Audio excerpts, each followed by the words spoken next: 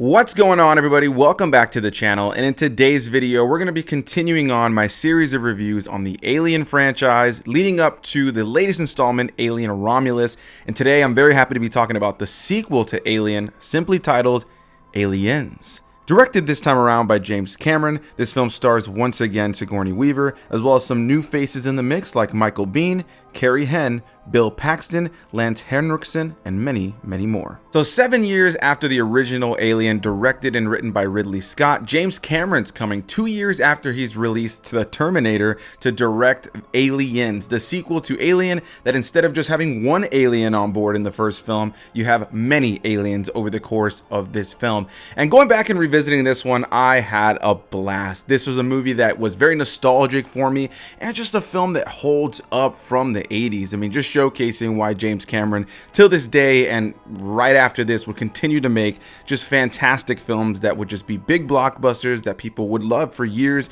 and years to come. And this is one of those films that is often debated as one of the greatest sequels of all time, and there's often a debate on whether the first Alien or Aliens is better, and I am personally of the opinion that Aliens is a better and more fun film to watch, but it's really going to depend on your personal taste.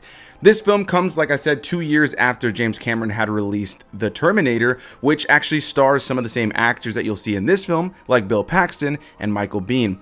Going into this one after all these years, I mean, it was just nostalgia, just a wave of it, just hitting me straight in the face. If you watched my review for the first Alien film that I did a few weeks back, you know that I talked about the fact that when I was a kid, I can just remember so many moments of watching these films on TV, on TNT, AMC, whatever the case may be. I used to turn on TV and watch Alien, Aliens, and even some of the sequels so many times. And Aliens was probably the one that I saw the most. I think it's the one that has some of the most iconic lines, some of the most iconic moments, and in my personal opinion, till this day, rewatching it, watching the 4K restoration of this film, this movie still has some of the greatest practical effect work that you can find in any movie. I mean, it just completely blows my mind going back and revisiting this movie and seeing how well done this film is when it comes to the practical effects, not only in the costume design, the set design, the explosions, and all those things you come to expect from an action movie, but most notably on the Xenomorphs, because as I mentioned, this one has a bunch of Xenomorphs. The first one only had one to focus on, so you don't really have to do an abundance. That first film is more of a horror film, and this one is far more of an action film. They take the horror dynamic from that first film that Ridley Scott did, but James Cameron just makes this a full fleshed out action movie with tons of Xenomorphs. And so you have tons of people in the costumes that you come to expect, animatronics, and all kinds of great puppeteer work to create one of the most iconic looking films of all time. And the base premise of this one is that Sigourney Weaver's character Ripley, of course, had put herself back into hypersleep after the events of the first film, and she destroyed the Xenomorph, of course, on the Nostromo. And it turns out that she's just been drifting in space for decades now. She's eventually found by the same company she was sent out there for. Of course, she comes back with a little bit of hesitancy when she first hears that they want to go back and explore the location that she was at with these aliens, because she knows that their goal initially when she was on the Nostromo was to get their hands on this alien for some sort of reason, most notably bioweapons, and that's what she starts to uncover over the course of these films. And she's a little hesitant about the idea of giving them any information on these creatures that she's coming face to face with.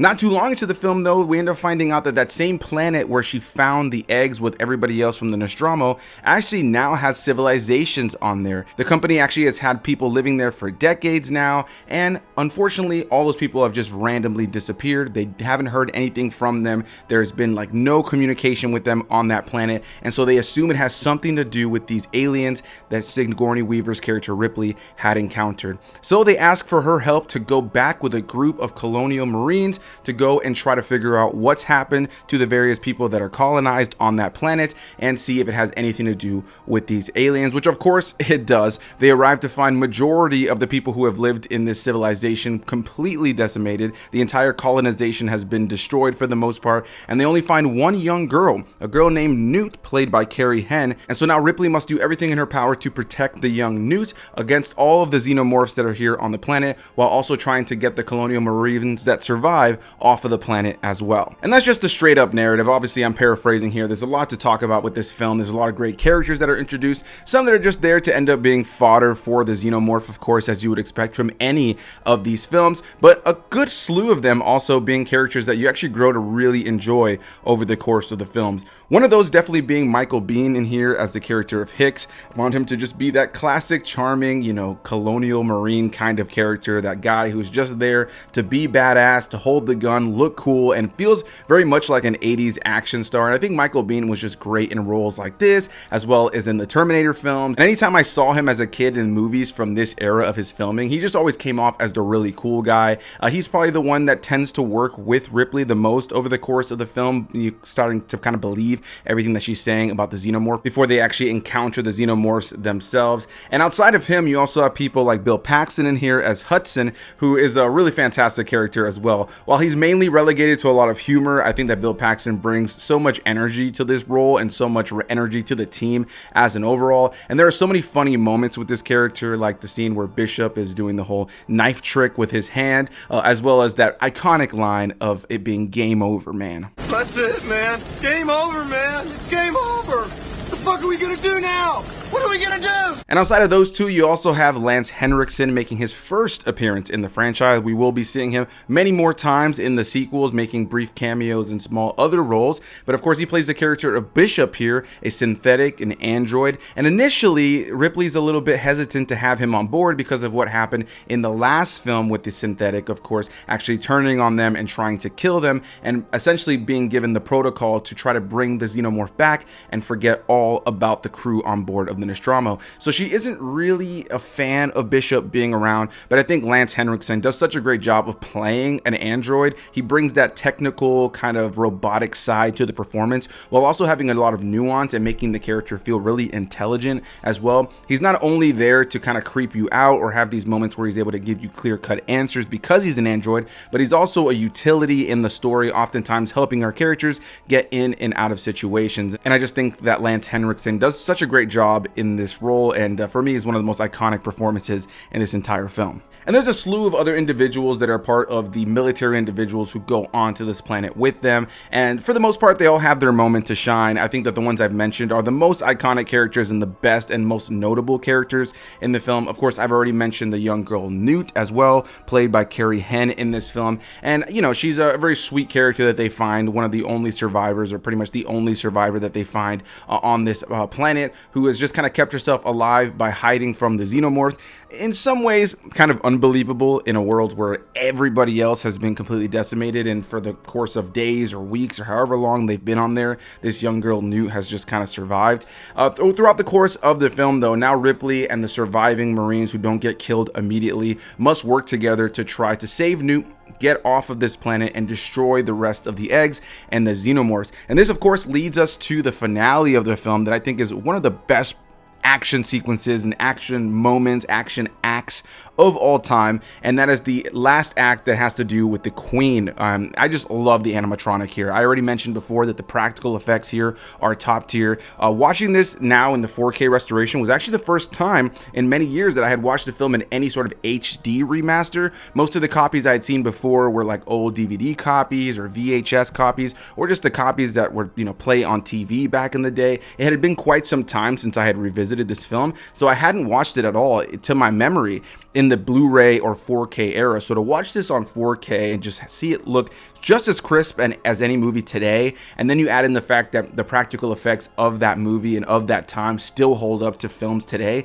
the movie looked incredible. And when it comes down to all the sequences with the Queen at the very end of the film, not only did you already have great sequences with the Xenomorphs earlier that utilized fantastic costume design, costume work in general, set design, and practical effects and puppeteering to bring those characters to life, you also had top tier animatronic and puppeteering when it comes specifically to the Queen. I mean, I'm gonna rave about that for a moment, because watching the film, I was blown away. We live in a world now that is so heavily digital, and while there are incredible advancements we've made in digital effects and movies that we see in theaters coming out these days, or even on streaming, that utilize incredibly realistic effects, even in video games, some of the things that you're able to do with digital effects these days are crazy. I mean, look at like the Planet of the Apes franchise, or some of the Marvel films leading up to Infinity War, or Endgame, and some of just TV, even like Game of Thrones and stuff like that. There's so many movies and shows that have done incredible things when it comes to digital effects. And of course, since we're talking about James Cameron here, I mean, look at what he's done with the Avatar films. There's no doubt that digital effects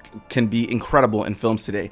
But when you watch a movie like this that really just had so much hard work being put into practical monster effects that were done by incredibly talented people that had just an eye for the craft, you just can't help but praise that. And and it's something that I miss seeing in movies. There are still plenty of movies and franchises that are able to utilize great practical effects and costumes. A lot of times it's the big franchises, but when you get to see animatronics like this, when you get to see costume design like this, when you get to see things that just decades later still look incredibly realistic on screen, I mean, it just really is something you have to kind of sing its praises to the highest level that you possibly can. So yeah, rewatching this movie, I was already in love with the film going back and revisiting it. I was entertained. There was funny moments, there's gory moments, there's action-packed moments, there's these great one-liners, of course, coming from Ripley and tons of other characters over the course of the film. There are annoying characters in the mix. There's a nice dynamic of cool characters and weird characters and lame characters and the uptight characters. They do a great balance of all these different kind of characters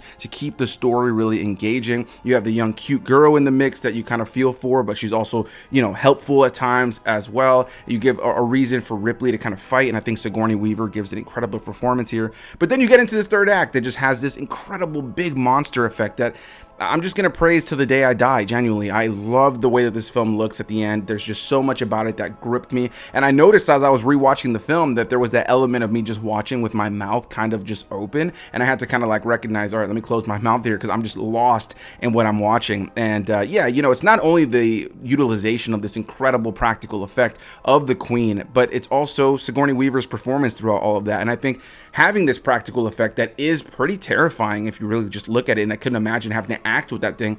It felt like all the performances felt real. It felt like everything was tangible in the film. It kept you on edge, and just ultimately I think that the film does an incredible job of having such a great balance of fun moments, entertaining moments, big over-the-top action, still sprinkling in that horror element, having great performances. The movie is just top tier for me. There really wasn't much about this film going back and revisiting it that I had very many gripes with. Of course, there are those 80s cheesy moments, but as a ginormous fan of 80s films, I think this is one of those films that kind of checks the boxes out of everything you'd want to see in an 80s films when it comes down to the dialogue, when it comes down to the cheesy kind of tone, or maybe some of the overacting in moments, but everything kind of feels within tone of what this film is trying to be. And I think a lot of that has to do with the cast and James Cameron and the writers doing an incredible job of having a vision of what this movie should be. So yeah, I've already praised that third act. It's so much fun to watch. I think the Queen animatronic practical effect is just absolutely phenomenal. And of course, this movie ends up ending with Bishop being sliced in half as he's trying to help Ripley and Newt, as well as Hicks, get away. They end up getting on a ship, destroying the alien queen. They end up getting on a ship, escaping. Everybody gets put into hypersleep, and you think that the whole thing is good. They've saved the day. They've moved on, and that's how the movie ends. And ultimately, I think it's just a great ending. I think it was just so well done. I think that it, gives you a great kind of launching point where these characters are moving on to a different place. They're going back into hypersleep. There's that element of it that's very reminiscent of how the first film ended, but you have a group of new characters. It leaves the story open for the next movie, while also giving conclusion and finality to what you've just seen. And it would really suck, really suck, if such a great movie that has such a great ending with such a great sense of finality was ruined right at the start of the third movie. I really hope that doesn't happen. Get away from her, you bitch! But we're going to be talking about Alien 3 very, very, very soon. So you guys look out here on the channel for my review of Alien 3. But just thanks to anybody who watched this video and got this far in and just watched me gush over Aliens. I think Aliens is a top tier movie. For me, it's a perfect movie. It's one of those films that just hits all the right markers for me. And I think it just showcases filmmaking at a top tier level. Of course, if you're not into monster movies, if you're not into action movies, then this is not going to be something up your alley. But as a ginormous fan of monster movies, of action movies, of sci-fi films, of James Cameron and the rest of the cast here, it's undeniable that they created a film that understandably has the legacy it does. I think that not only Alien, but Aliens, the duo of Alien and Aliens, without a doubt, is the reason that the Alien franchise and the Xenomorph are so popular.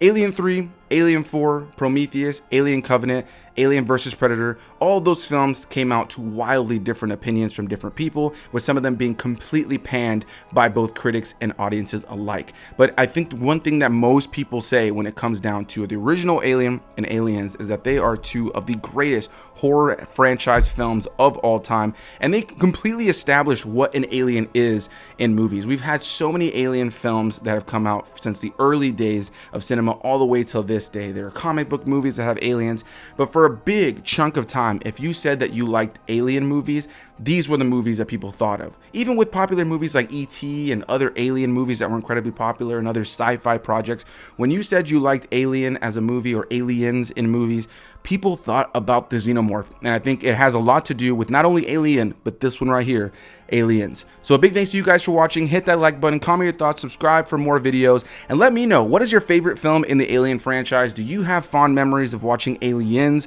like I do? Let me know down below what your favorite in the franchise is, whatever the case may be, and I look forward to seeing you guys in the review for Alien 3 very soon. Bye-bye.